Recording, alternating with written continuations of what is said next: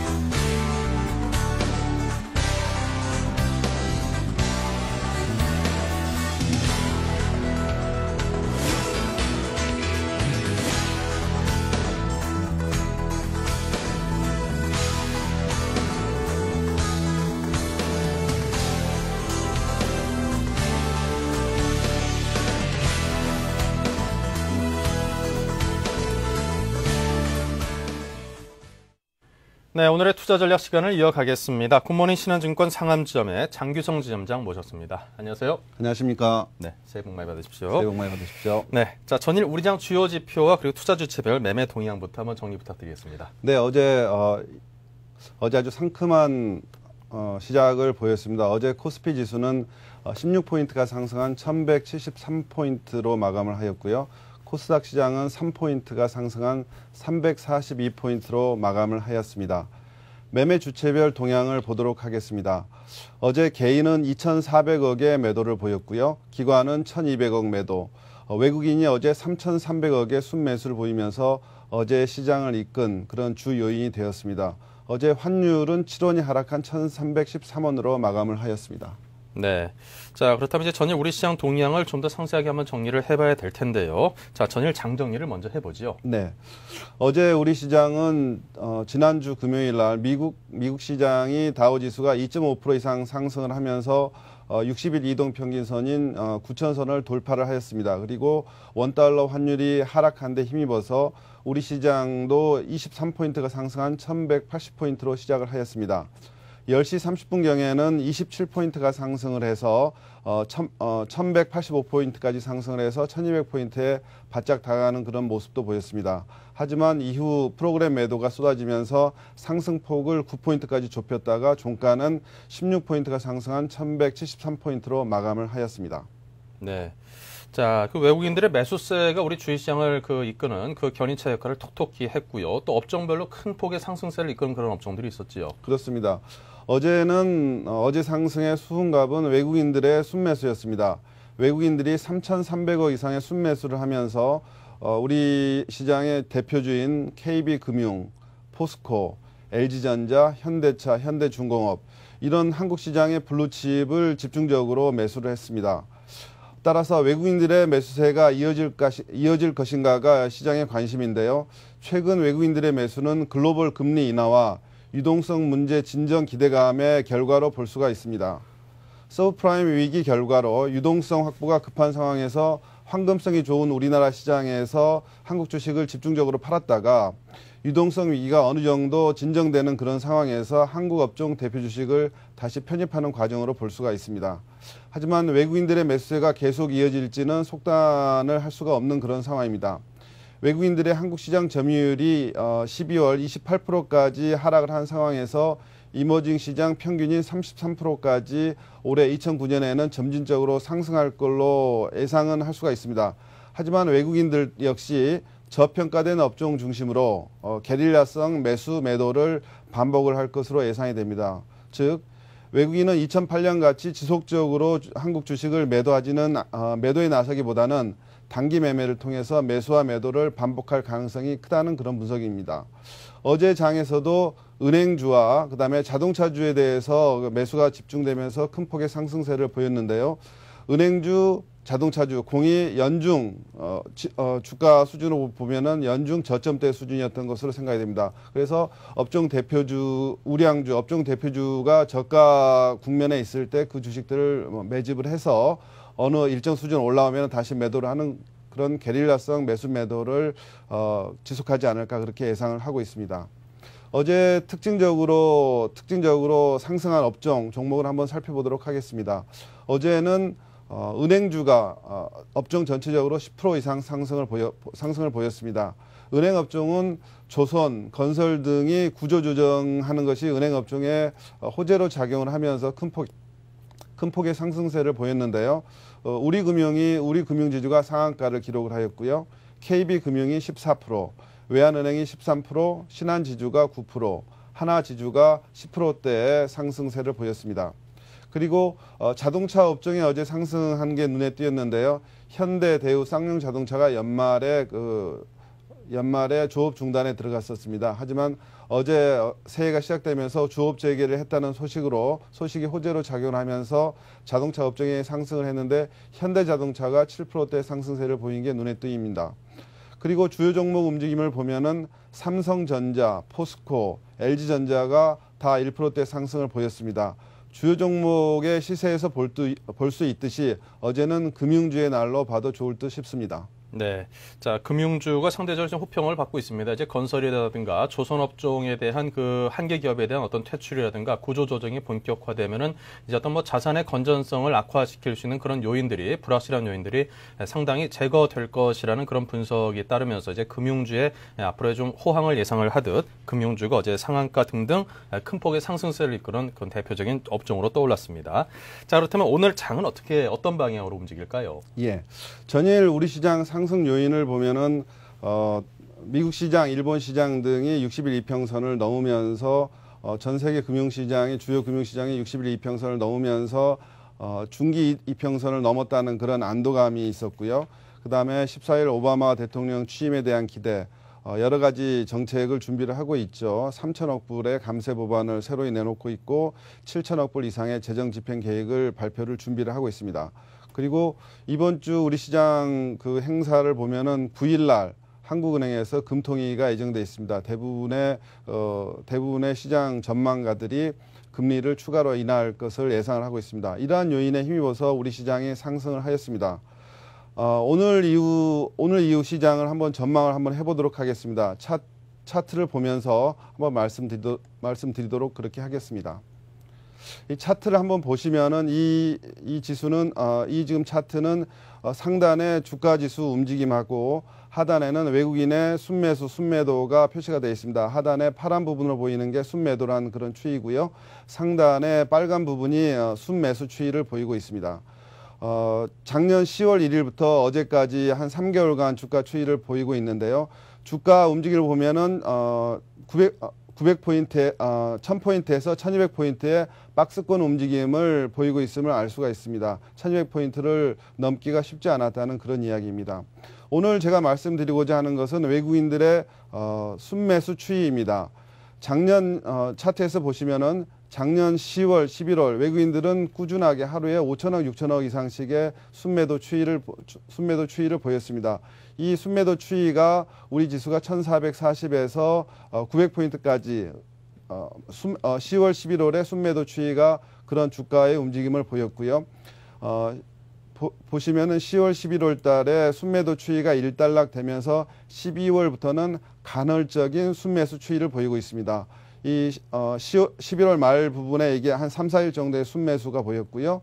그 다음에 12월 중순에 3, 4일간 순매수 추이, 그리고 작년 말과 올해에 걸쳐서 3, 4일간의 순매수 추이를 볼 수가 있습니다. 여기서 말씀드리고 싶은 것은 외국인들이 순매수가 시장에 상당히 긍정적으로 영향을 끼친다는 것을 볼 수가 있고, 외국인들의 순매수가 계속해서 이어지고 있지는 않다는 그런 모습입니다. 게릴라성으로 매수와 매도를 반복하고 있다는 그러한 이야기입니다.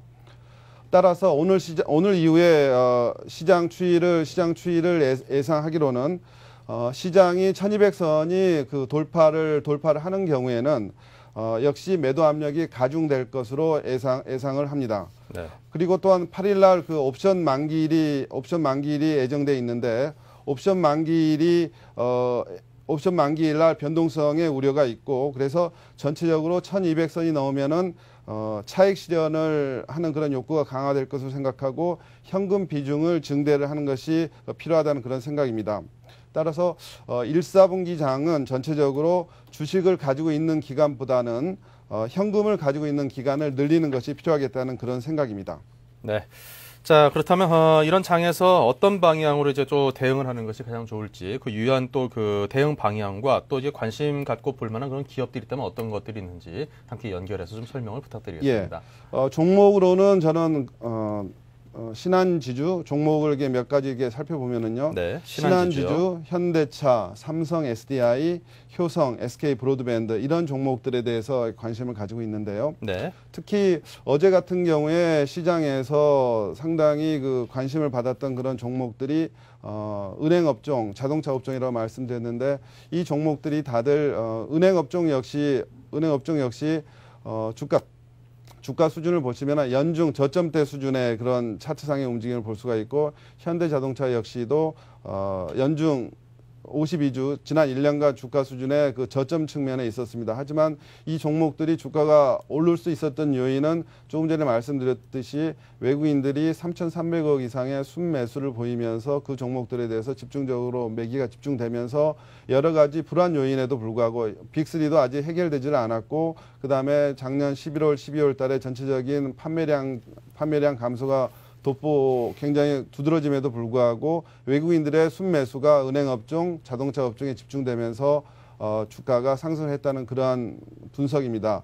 따라서 오늘 지수가 1200포인트 이상선에 간다 그러면은 전체적으로 현금화를 하면서 여전히 관심을 가지고 볼 종목은 우리 시장에서 대표적인 종목들, 예를 들어서 조금 전에 말씀드렸지만 은행업종의 신한지주, KB금융, 자동차업종의 현대차, 그 다음에 IT 업종 중에서는 삼성 SDI라든지 삼성전기, 효성 이런 종목들에 대해서 박스권의 전략을 세우고 현금 보유 기간을 늘리면서 종목이 그 업종이 어떤 재료에 의해서 하단에 왔을 때 매수를 하는 그러한 전략이 필요하다는 그런 생각입니다. 네. 자, 그렇다면 이제 또 2009년 이제 새해가 밝았습니다. 지금 5가지 기업에 관한 말씀을 해주셨습니다. 은행주인 신한지주와 현대차, 삼성 SDI, 효성 SK 브로드밴드 등 이 밖에 우리가 한 해 내내 좀 관심을 갖고 꾸준히 지켜봐야 될 2009년 한 해 동안 좀 업황이 상당히 좋을 것으로 기대되는 그런 기업들도 적지 않을 것 같은데요. 예. 그러한 종목을 한 12종목 정도를 준비를 해봤습니다. 12개요? 예. 1년 12달 12종목입니다. 한 달에 한 개씩. 예. 예, SOC 관련주라든지 그다음에 LED 관련주, 그다음에 대체 에너지 관련주들이 주목을 받을 것으로 예상이 됩니다. 변동성이 심화되는 2009년 장에서 펀더멘털이 뒷받침되면서 정부 정책의 수혜를 받을 수 있는 그러한 종목 중심으로 12종목을 선정을 해봤는데요. 첫 번째로는 그 삼성전자입니다. 역시 그 대한민국 제1의 블루칩이고, 그다음에 글로벌 경기 침체에서 수요 급락으로 경쟁사들이 도태됐을 때 살아남은 자가 모든 것을 가진다는 그러한 수혜를 받을 수 있는 그런 종목입니다. 그리고 D램 가격이 상승했을 때 실적 회복을 기대를 할 수가 있고요. 그다음에 삼성전자는 특히 휴대폰이나 그다음에 LCD, 반도체, 그리고 프리미엄 가전 등의 그 황금 분할을 그 업종이 황금 분할을 하고 있는 그런 사업 포트폴리오를 가진 종목으로 제1 종목으로 꼽히고 있습니다. 두 번째로는 이게 포스코를 들 수가 있는데요. 포스코 역시 SOC 투자가 됐을 때 전체적으로 수혜를 받을 수가 있고 그다음에 환율이 하락했을 때 수혜를 받을 수 있는 그런 종목으로 볼 수가 있습니다. 그다음에 음식료 업종 중에서는 CJ제일제당을 꼽았는데요. 곡물 가격이 하락하고 환율이 안정됐을 때 수익성을 개선할 수 있다는 그런 이야기입니다. 그리고 옐로우 칩 중에서는 대한항공, 삼성전기, 삼성 SDI 등을 꼽을 수가 있는데요. 대한항공은 유가 하락과 환율 하락 시에 그 실적 개선이 기대가 되는 그런 업종이고요. 삼성전기는 여러 가지 전자부품을 생산하고 있습니다만 제일 그 주목을 하는 부분은 LED에 대한 수요 증가가 됐을 때 LED의 그 세트 업체로서 수혜를 받을 수가 있고 그다음에 경쟁 업체들이 대부분 일본 회사들이기 때문에 그 N 강세시의 경쟁력 향상을 기대를 할 수가 있습니다. 그리고 나머지 종목으로는 효성 역시 그 초고압 송전 수요가 확대된다는 그런 측면 그리고 원화 절상 시에 해외 부채 상환이 부담이 경감이 돼서 실적 개선이 기대된다는 그런 측면이고요. 그 다음에 SOC 관련주로는 현대건설 그리고 제약주 중에서는 유한양행이 그 제네릭 의약품 고성장에 따른 영업이 호조를 보일 것으로 예상이 되고 그다음 우량 자회사 등을 통한 그 안정성이 부각된다는 측면에서 유한양행이 그 주목이 되고요. 그리고 보험주 중에서는 현대해상이 높은 자산 건전성을 가지고 있고 그다음에 자회사 지원도 우발 채무 위험이 적다 이런 측면에서 총 12종목을 관심을 가지고 볼 예정입니다. 네, 이렇게 해서 현대건설과 삼성 SDI, 삼성전기, 삼성전자 등등 12기업 모두 이제 한국을 대표하는 또 한국의 각 업종을 대표하는 그런 기업들을 중심으로 해서 상당히 우량주로 꽉 짜인 그런 포트폴리오를 제시를 해주셨습니다. 자, 지금까지 굿모닝 신한증권 상암지점의 장규성 지점장과 함께 전일과 오늘의 우리의 증시의 방향 그리고 2009년 한 해의 증시에 대한 큰 움직임 등에 관해서 이야기를 나눠봤습니다. 고맙습니다. 감사합니다.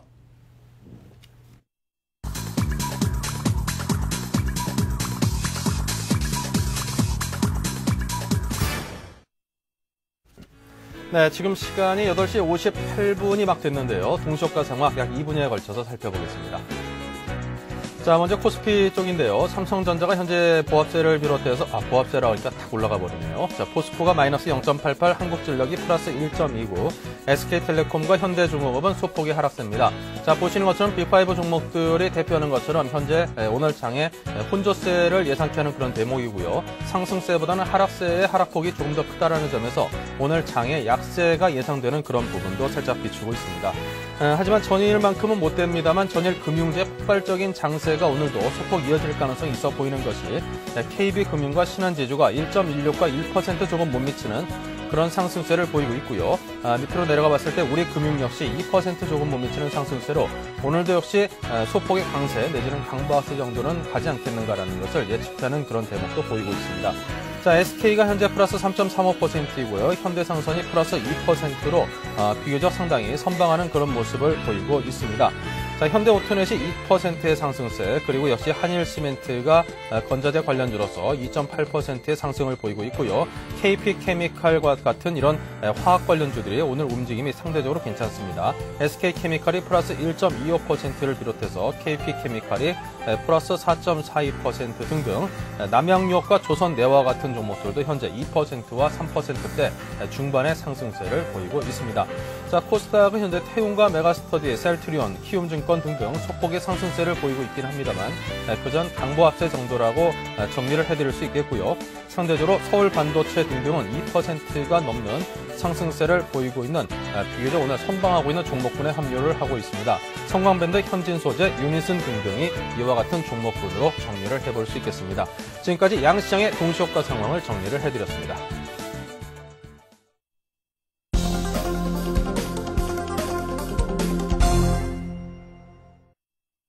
네, 이제 9시를 막 지나가면서 장이 개장이 됐는데요. 개장 시초가를 중심으로 오늘 장의 출발 시황을 다시 한번 정리를 해보죠. 네, 코스피입니다. 삼성전자가 상승폭을 조금 키웠네요. 플러스 1.26%의 상승을 하고 있고요. 하지만 포스코는 약보 앞세, 한국전력 플러스 1.5%, 현대중공업 마이너스 1%대 하락을 보이고 있습니다. 아직까지 약간의 혼조세를 보이고 있는데 장의 흐름 자체가 그래도 상승 쪽으로 살짝 터닝하는 듯한 그런 분위기를 주고 있습니다. KT가 마이너스 0.86과 현대차가 마이너스 0.44%를 비롯해서 하락하고 있는 종목들의 수는 그다지 많지 않고요. 나란히 쭈루룩 1%대의 상승세를 보이고 있는 종목들이 LG, SK에너지, 두산중공업, S-오일, 현대건설, 그다음에 현대모비스, 삼성중공업, LG화학, 우리금융 등등 약속이나 한 듯이 1%대 초중반의 그런 상승세를 보이고 있습니다. 자, 지금 보시는 것처럼 하락하고 있는 종목들 별로 눈에 띄지 않고요. 그 하락하는 종목들의 하락폭 역시 0%대 약보 앞세에 머물고 있습니다. 자, 코스닥의 분위기는 어떨까요? 코스닥 역시 대부분의 종목들이 현재 전반적으로 이렇게 상승세를 보이고 있습니다. 하락하고 있는 종목들은 메일유업의 마이너스 1.89%가 비교적 큰 폭이고요. 코미팜과 그리고 KCC 건설, 제이콤 등등이 약보합세를 보이는 것을 제외하면은 거의 전 종목이 1%대 내외의 그런 상승세를 보이고 있다라고 정리를 할 수 있겠습니다. 서울 반도체만이 3.5%대 오늘 큰 폭의 상승세를 보이고 있습니다. 네, 이 시각 출발 상황을 좀 더 자세하게 정리를 해보겠습니다. 우리 투자증권 투자정보팀의 김이경민 연구원입니다. 안녕하세요. 예, 안녕하십니까. 네, 오늘 출발 시황부터 정리 부탁드리겠습니다. 예, 전일 뉴욕 증시가 일제히 하락하며 숨고르기 양상을 보였지만 국내 증시는 그에 반해 전일 장중 조정을 거쳤기 때문에 상승폭을 나타내고 있습니다. 코스피 지수는 현재 9.94포인트, 0.85% 상승한 1183포인트를 기록하고 있고요. 코스닥 지수는 3.16포인트, 0.92% 상승한 345포인트를 기록하고 있습니다. 현재 현 시간부로는 외국인과 개인이 매도하는 가운데 기관이 매수를 이루고 있고요. 최근 들어서 많이 나왔던 프로그램 매물 또한 매수가 유입되면서 지수의 반등세를 나타내고 있는 것으로 보입니다. 업종별로 보면은 외국인이 현재 26억을 매도하고 있으면서 금융업만을 매수하고 있습니다. 기관은 45억을 매수하고 있고 철강금속, 전기전자, 운수장비, 유통업 등의 매수를 집중하고 있는 것으로 판단되고 있습니다. 전일 미국 증시는 4일간 6% 이상 급등한 데 따른 단기 차익 매물이 늘어난 데다가 다음 주 본격적인 실적 발표를 앞두고 투자 심리가 위축되었고 자동차가 연간 판매가 반세기 만에 최악을 기록한 데 따른 불안감이 나타남에 따라 다우지수는 0.91%, S&P 500 지수는 0.47%, 나스닥 지수는 0.26% 하락했습니다. 하지만 오바마 미 대통령 당선인이 오후 기자회견을 하면서 취임 직후 경기 부양 법안에 서명할 것으로 알려지면서 향후 정부 정책에 지속적인 관심이 필요할 것으로 보입니다. 현재 현재 우리나라 증시 상황으로 본다면은 다시 외국인이 매수세로 돌아섰고 기관은 96억을 매수하고 있습니다. 이와 함께 최근 들어서 반도체 가격이 지속적인 상승세를 보임에 따라 삼성전자, 하이닉스의 강세가 눈에 띄고요. 특히 하이닉스는 5%대의 상승세를 보이고 있습니다. 그리고 전일 금융주의 강세가 굉장히 강했는데요. 오늘도 그 상승세를 이어가고 있어가지고 금리 인하에 따른 기대감이 커지고 있는 것으로 판단되고 있습니다. 네.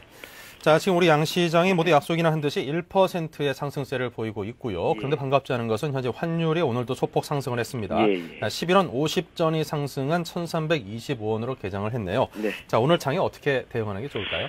예, 2009년 새해부터 2거래일 연속, 그러니까 오늘까지 합치면 3거래일 연속 상승하고 있으면서 1180포인트를 넘어섰습니다. 지난해 연말에는 일시적으로 61선이 붕괴되면서 추가 하락에 대한 우려가 제기되기도 했지만 최근 3일 동안 6% 가까운, 그러니까 5% 이상 상승세를 보이며 재차 21선의 지지를 확인해 주었고, 그리고 주가부터 60일 이동평균선까지의 정배열을 형성하게 되었습니다.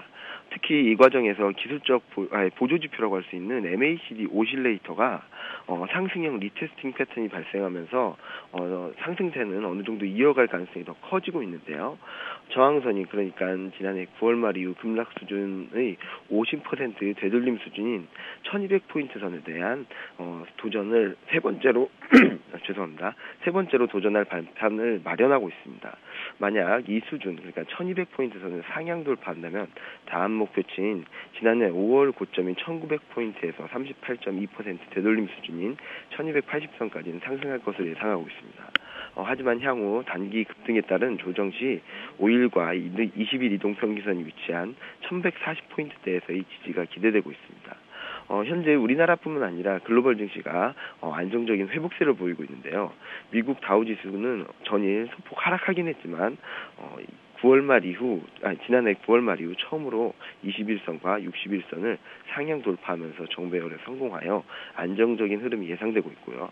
그리고 선진국 증시 중 하락폭이 가장 컸던 영국 증시 또한 11월 이후 단기 저항선을 돌파하면서 정배열에 성공하였고, 기술적 지표도 리테스팅이 발생하는 등 글로벌 증시 또한 우호적인 환경이 조성되고 있는 점도 좀 긍정적이라고 할 수 있겠습니다. 네. 자, 그렇다면 이제 단기 급등 시 또는 단기 급등에 따른 조정 시 눈여겨볼 만한 업종과 기업이 있다면 어떤 것들이 있을까요? 예, 연초 주식시장은 옵션 만기에 이어 2008년 4분기 어닝 시즌을 앞두고 있습니다. 경기 침체로 인해 기업 실적 하향 조정이 이어질 가능성이 높아지고 있으나 이미 작년 하반기부터 지속적으로 컨센서스 조정이 이루어져 왔고, 이에 따른 주가의 하락폭을 감안했을 때 어느 정도 실적에 대한 불안감이나 악화 여부는 주가에 선반영되었다고 판단할 수 있겠는데요. 그러나 9월 대비 3개월 연속 큰 폭의 감소세를 나타내고 있는 수출 동향에서 알 수 있듯이 깊어지는 경기 침체와 대외 여건 악화의 파고를 당장 넘어서기는 어려울 것으로 보입니다. 이에 따라 업종 선정에 있어서도 이익 변동성이 큰 수출 관련 업종보다는 경기 침체 시 안정적인 이익 창출과 현금 흐름 바탕으로 한 실적 하향 조정 폭이 상대적으로 적거나 컨센서스가 상향 추세를 보이고 있는 제약, 통신, 서비스 업종 등에 대한 비중을 일정 부분 유지해 나갈 필요가 있습니다. 반면 연초 주식시장 흐름에서도 정부 정책의 기대감을 바탕으로 한 종목 찾기가 강화되고 있다는 점은 눈여겨볼 필요가 있겠는데요. 지난해 12월에도 강한 정책 랠리를 보여준 바 있듯이 글로벌 각국 정부의 금융정책과 경기부양책에 대한 기대감이 여전히 상존해 있고, 악할 일로에 있는 경기 흐름에 대항할 수 있는 유일한 재료라는 점에서 관심의 끈을 놓지 말아야 될 것으로 보입니다. 특히 최근 강세를 보이고 있는 건설, 조선, 은행, 증권업종 등이 공통점 역시 정책 수혜주와 관련이 있겠는데요. 건설, 은행, 증권 강세의 경우 정부의 추가적인 금리 인하 가능성에 대한 기대감을 반영으로 볼 수 있겠습니다. 지난 12월 금통위 파격적인 금리 인하로 증권사들의 채권 평가이익이 크게 개선된 바 있고, 건설업종 등도 금리 인하의 직접적인 수혜 업종이기 때문입니다. 최근 들어서는 건설, 조선 등의 구조조정과 관련해서도 앞서 언급한 것처럼 구조조정을 통해 우량주의 상대적인 메리트가 부각될 수 있다는 점에서도 긍정적이라고 할 수 있겠습니다. 이에 따라 단기적인 관점에서 조선업종을 비롯한 건설, 증권업종에 긍정적인 시각을 유지할 필요가 있습니다. 이번 주 주식시장 대응은 옵션 만기를 앞두고 프로그램 매물이 지속적인 출회가 될 가능성과 실적 시즌을 맞아 종목별 옥석 가리기가 강화될 필요가 있다는 점을 감안해 본다면은, 이에 따라 최근 애널리스트 컨센서스가 계속 하향 조정되는 가운데서도 실적 개선세가 이어지고 있는 유한양행, SK 브로드밴드, 삼성화재, 아모레퍼시픽, 제일기획 등에 관심을 가져볼 만하다고 하겠습니다. 네. 자, 이렇게 해서 오늘 상세한 도움 말씀을 청해 들었습니다. 우리투자증권의 이경민 연구원이었습니다. 고맙습니다. 예, 감사합니다.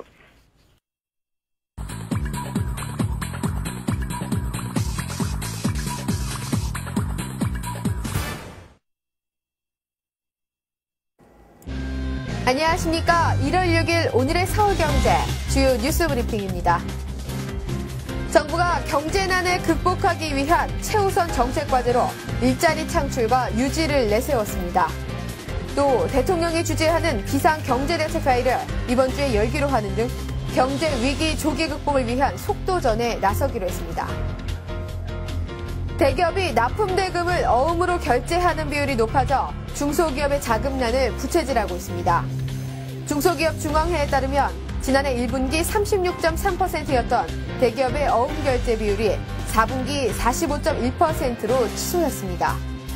중소기업들은 8%의 할인 비용을 내가며 울며 겨자 먹기식으로 현금을 융통하고 있는 형편입니다.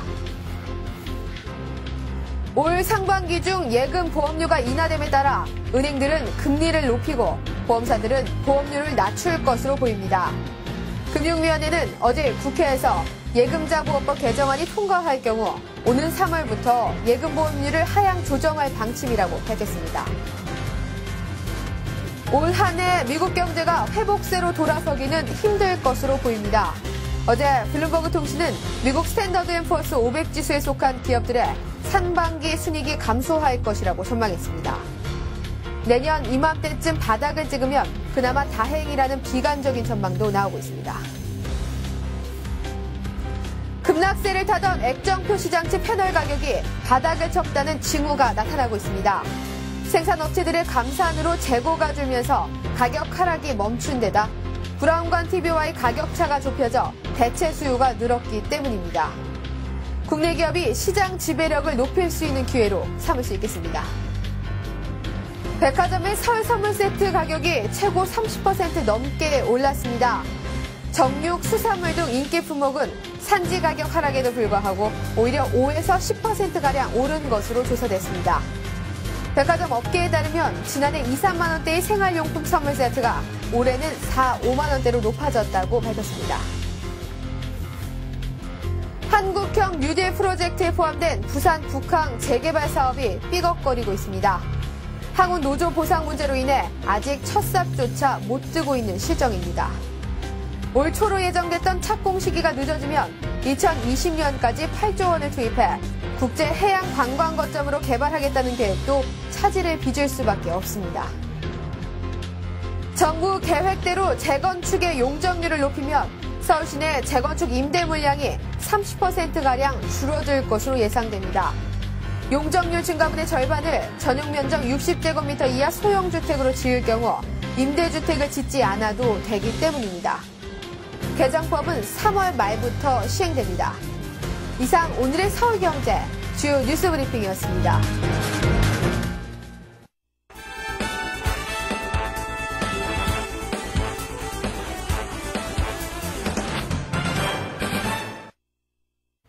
네, 서울경제신문의 이상훈 기자 모시고 뉴스 따라잡기 시간을 이어가겠습니다. 안녕하십니까? 안녕하십니까? 네, 새해 복 많이 받으시기 바랍니다. 예, 고맙습니다. 예, 자, 이 정부가 연초부터 일자리 창출을 위해서 팔을 걷어붙이고 나서고 있는 모양입니다. 대통령이 직접 나서서 비상경제정부 체제 방안을 확정을 했다고 하는데요. 어떤 내용인지 구체적으로 소개를 좀 부탁드리겠습니다. 네, 정부가 일자리 창출과 유지 여부를 경제난 극복의 최우선 정책 과제로 삼기로 했다는 소식입니다. 또 대통령이 주재하는 비상경제대책회의를요, 이번 주 중에 개최하기로 하는 등 이른바 경제위기 조기 극복을 위해서 속도전을 나설 방침이다, 이렇게 전해진 상황입니다. 아마 설 연휴가 끝나면은요, 재계 총수들까지 함께 참여하는 이 민관 합동회의를 열어서 일자리 문제와 경제난 극복의 재계의 동참과 협조를 아마 요청할 계획이다, 이렇게까지는 현재 알려진 상황입니다. 이명박 대통령이 어제 이제 청와대 수석 비서관 회의를 직접 주재한 자리에서요, 이 같은 내용의 비상경제정부 체제 방안을 확정을 했는데요.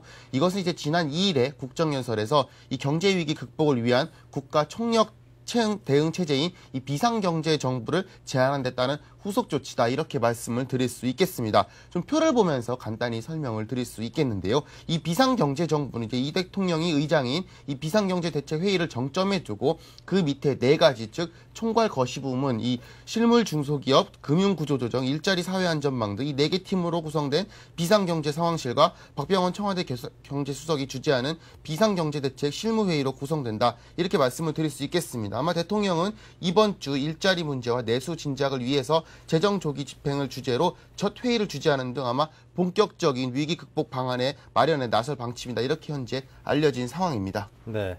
자, 그렇다면 지금 닥친 이 경제위기 극복을 위해서 정부가 직접 이제 컨트롤 기능을 하겠다라는, 적극적으로 하겠다라는 그런 뜻일 텐데요. 자, 구체적으로 어떤 식으로 운영이 되는지 또 추진이 되는지가 궁금하네요. 네, 그렇습니다. 우선 이 비상경제대책회의의 윤곽을 좀 살펴볼 필요가 있겠습니다. 이 비상경제대책회의를 신설을 해서요, 일자리 창출을 국정의 최우선 순위로 삼아 나머지 과제를 배치하는 한편 이 교육, 노동, 보건 분야 등 이른바 사회정책도 조율하기로 한 것입니다. 사상 유례 없는 경제위기를 맞아서 사실상의 국정 전반의 컨트롤 타워 역할을 바로 이 비상경제대책회의가 할 것이다, 이런 뜻으로 풀이를 해볼 수 있겠습니다. 이 일자리 창출을 위해서는요, 이 은행의 기업이나 가계대출 원활화, 또 외국인의 투자 유치 촉진, 또 상반기 중에 60% 이상의 예산 조기 집행 등 이른바 이런 것들이 이제 세부 과제로 제시된 바가 있는데요. 또 하나는 비상경제대책회의 산하에 이 거시경제 및 일자리 창출, 또 실물 중소기업, 금융구조조정, 사회안전방 등 이른바 4개 팀으로 구성된 비상경제 상황실이 구성되고요. 또 아울러서 사회안전망 확충도 일자리 창출과 함께 연계될 방침이다. 이렇게 현재 전해진 상황입니다. 이 어떻게 운영되는지를 좀 구체적으로 살펴볼 필요가 있겠는데요. 우선 사무실은 이제 청와대 지하 벙커에 두기로 했다고 합니다. 네. 원래 이 청와대 지하 벙커에는 보통 안보나 국방, 외교 등 이런 주요 현안들을 다루는 국가위기 대응팀이 현재 같이 있는 상황인데요. 여기에 이제 경제 전반을 다루는 컨트롤 타워까지 넣겠다. 이러한 방침입니다. 이 청와대 측은 이번 비상경제대책회의가 전대미문의 경제위기가 대처하기 위한 이른바 워룸, 즉 전시작전 상황실과 같은 역할을 이러한 기능을 할 것이라고 현재 이렇게 밝힌 상황입니다. 하지만 이 같은 부분에 있어서의 문제점을 또 하나 지적해보지 않을 수가 없겠는데요. 우선 이제 기존 기획재정부 장관이 주재하는 위기관리대책회의, 또 경제금융대책회의, 이른바 이제 서별관 회의로 알려진 회의입니다. 이러한 회의와 또 경제금융실무회의, 좀 회의가 굉장히 많습니다. 예. 이러한 회의 등과 좀 위상 정립 부분이 좀 과제라고 하지 않을 수 없겠고요. 무엇보다도 이 컨트롤 타워라는 회의체의 성격을 정부가 계속 시시각각 바뀌었습니다. 어느 때는 서별관 회의가 대책회의라고 하고 어느 때는 또 다른 회의가 또 컨트롤 타워라고 하고요. 이렇게 좀 시시각각 바뀌는 바람에 이른바 비상기구에 대한 신뢰와 권위가 손상되고 있다는 점, 또 말은 화려하지만 사실 지난 1년간 이명박 정부가 출범 이후 나왔던 이 무수한 위기 대응 회의들이 별다른 성과를 사실 거두지 못했다는 점도 이번 워룸 체제가 가진 또 의구심이다. 이렇게 말씀을 드릴 수 있겠습니다.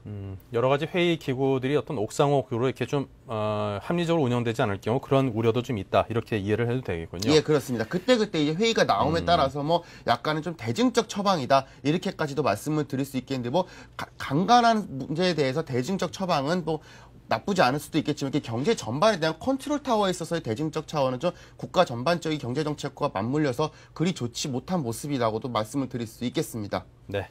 자, 그리고 대기업들이 최근 납품 대금의 어음 결제를 크게 늘렸다는 소식입니다. 물론 대기업들이 어렵기는 합니다만, 하지만 그보다 더 어려운 것은 중소기업과 영세기업들일 텐데, 숨통이 좀 컥컥 막혀오겠다, 그런 생각이 좀 듭니다. 중소기업 입장에서는. 네, 그렇습니다. 중소기업이 언제나 반기지 않는 게 바로 어음 결제인데요. 이렇게 대기업들이 경제위기 여파로 납품 대금 어음 결제를 크게 늘려서 이 중소기업들의 자금난을 부채질하고 있다. 이러한 좀 안 좋은 소식이 들려왔습니다. 참 현금을 줘도 모자랄 시기에 어음 결제가 늘었다니 참 중소기업들로서 말 그대로 숨통을 옥죄는 현실이다. 이렇게 말씀을 드릴 수 있겠습니다.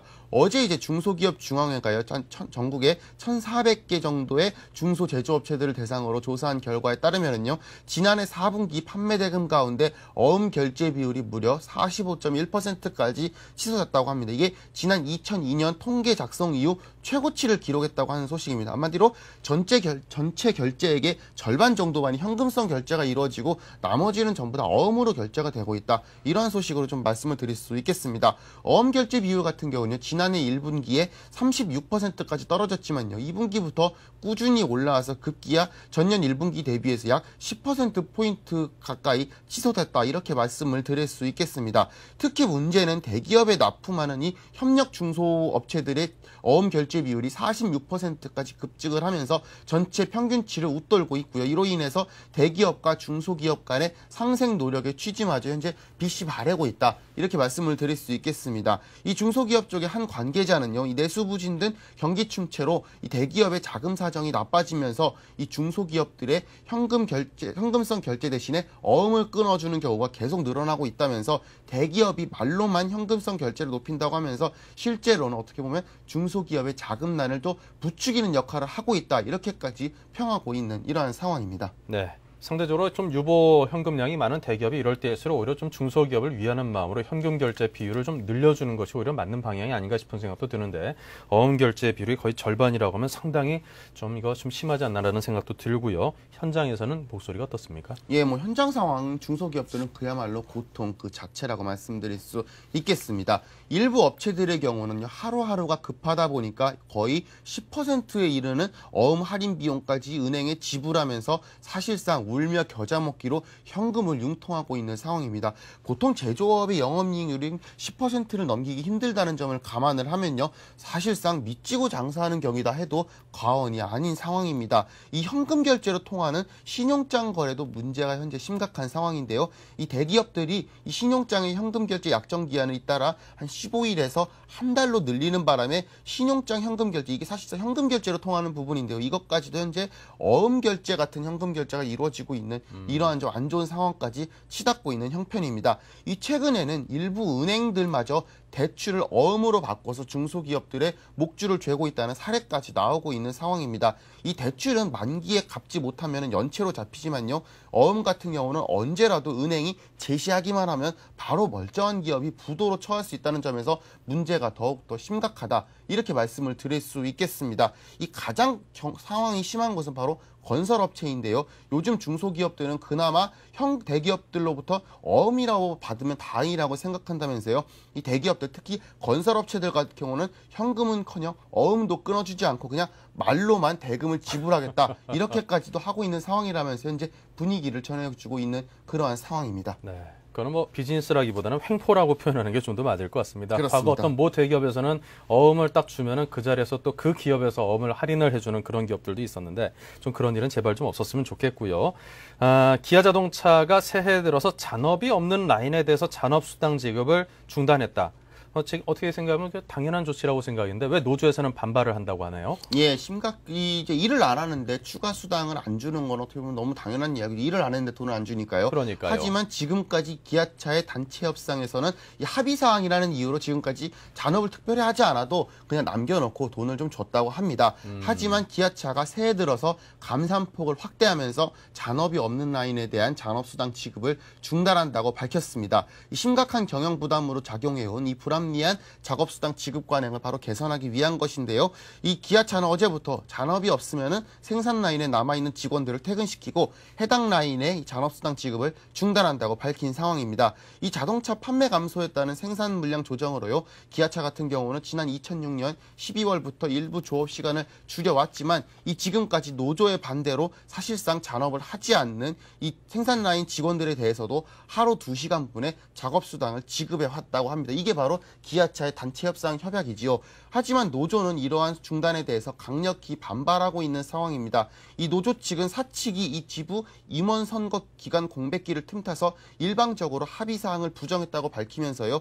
이 기아차 협상을 무시하고 있다. 이렇게 밝히고 있는 상황입니다. 반면에 기아차 사측에서는요, 이에 대해서 2007년부터 지난해까지 약 29차례나 걸쳐서 이 노조와 각 공장 지회에 생산 물량이 없는 라인에 대한 잔업 중단 협의를 요청했지만 이 노조 측이 이를 거부해서 부득이 이러한 조치를 단행했다. 이러한 입장을 보이고 있는 상황입니다. 앞으로 좀 기아차에 대해서도 좀 노사 간의 마찰이 예상되는 부분이다. 이렇게 말씀드릴 수 있겠습니다. 네, 이게 노조가 반발하는 단체 협약 사항이라는 점에 대해서 뭐라고 함부로 말을 할 수는 없겠지만 지금 상당한 어려움을 겪고 있는 또 일자리에 불안을 느끼고 있는 많은 분들이 듣기에는 과연 어떤 생각을 할지 한번 되새겨볼 필요가 있는 대목이 아닌가 싶습니다.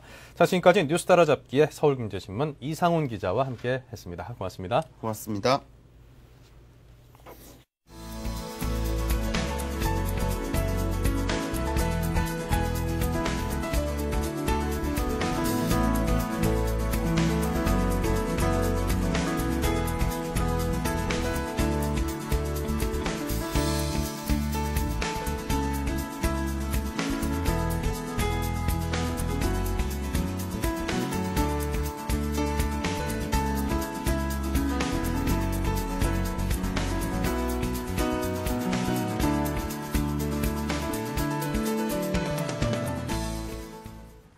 네, 전일 뉴욕 증시가 하락을 하면서 우리 증시도 그 영향을 받지 않을까 좀 염려를 했는데요. 현재 한 30분여가 지난 우리 시장 상황은 아직까지는 그 미증시 하락 영향으로부터는 자유로운 그런 모습을 보이고 있습니다.